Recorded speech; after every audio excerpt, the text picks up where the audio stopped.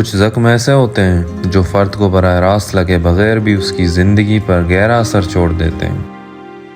یہ زخم صرف فردی تجربات تک محدود نہیں ہوتے، بلکہ معاشرے، روایات اور نسلی یادوں کا حصہ بن جاتے ہیں۔ یہ ڈاکومنٹری ان زخموں کا مطالعہ کرتی ہے جو ہم نے خود نہیں جھیلے مگر جو ہمیں وراثت میں ملے۔ ان روایات کا اظہار کبھی خوف کی صورت میں ہوتا ہے، کبھی خاموشی میں، اور کبھی رویوں اور فیصلوں کے ذریعے۔ اس لیے یہ ڈاکومنٹری ان افراد کی آواز کو سامنے لاتی ہے جنہوں نے یا تو خود ان اثرات کو محسوس کیا یا پھر ان روایات کے ساتھ پرورش پائی جو ماضی کے زخموں سے جنم لیتی ہیں۔ ان انٹرویوز کے ذریعے ہم یہ جاننے کی کوشش کرتے ہیں کہ یہ وراثتی زخم روزمرہ زندگی کو کیسے متاثر کرتے ہیں۔ میرا چائلڈہڈ ٹراما یہ تھا کہ میرے جو بڑے تھے کافی سخت لہجے میں مجھ سے بات کرتے تھے، تو جس کی وجہ سے پھر وہ زندگی میں وہ ٹھہراؤ نہیں رہا، اور مطلب چھوٹی سی غلطی کی وجہ سے بھی دے ور ویری ہارش، تو I think that really impacted me a lot. آپ اس ٹرامے کو کس طرح سے اپنی آف اسپرنگ جو آپ کی آنے والی نسلیں ہیں اس میں یہ ٹراما اسپریڈ نہ ہو، تو آپ کے کیا انیشیٹوز ہیں جو آپ لیں گی؟ میرا سب سے پہلا انیشیٹو تو یہی ہے کہ just as I said it comes with acceptance, and once you accept your self the way you are, only then you are going to change. And I think and I know that I have changed in a way that I'm a very soft spoken person, every other person know that. تو انشاءاللہ وہی چیز آگے بھی رہے گی اور وہی چیز آف اسپرنگز میں بھی آئے گی انشاءاللہ، کہ چیخیں نہیں مارنی، زور سے نہیں بات کرنا، ہمیشہ سافٹ لہجے میں بات کرنا ہے، واٹ ایور، چاہے دل کتنا بھی خراش ہو، اپنی ٹون کو نہیں خراب کرنا یا اپنے الفاظ ایسے نہیں لینے جو کہ کافی سخت ہو۔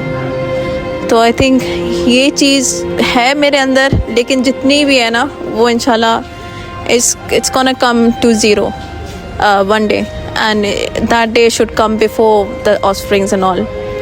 So that's one of the things that I'm aiming and hoping for inshallah.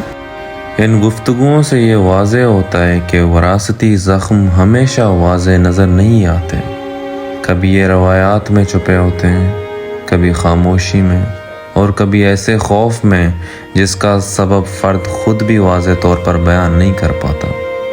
یہ زخم فرد کی پہچان، اس کے فیصلوں اور اس کے مستقبل کے تصور پر گہرا اثر چھوڑتے ہیں۔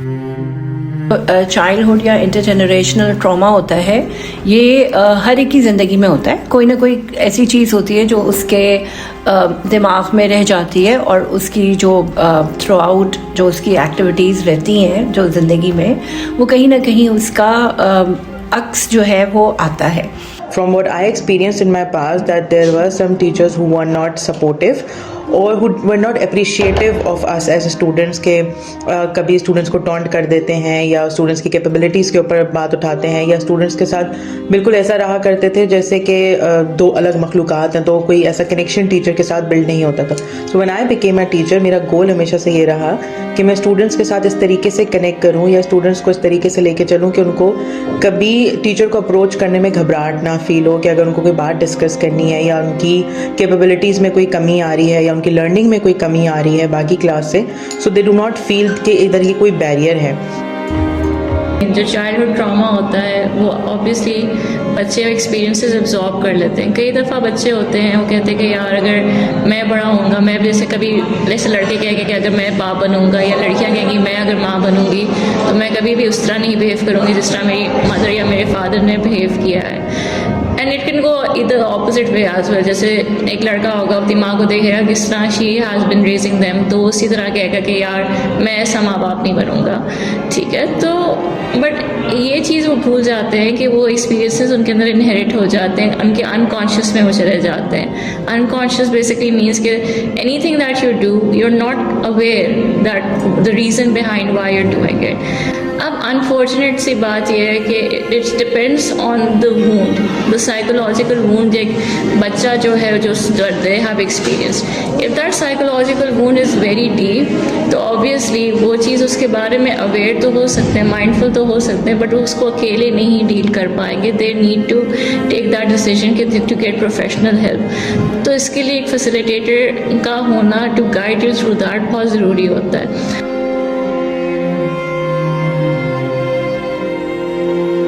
Wounds we don't heal, we inherit. صرف ایک جملہ نہیں بلکہ ایک معاشرتی حقیقت ہے. سوال یہ نہیں کہ یہ زخم موجود ہیں یا نہیں، بلکہ یہ ہے کہ ہم انہیں پہچانتے ہیں یا نہیں.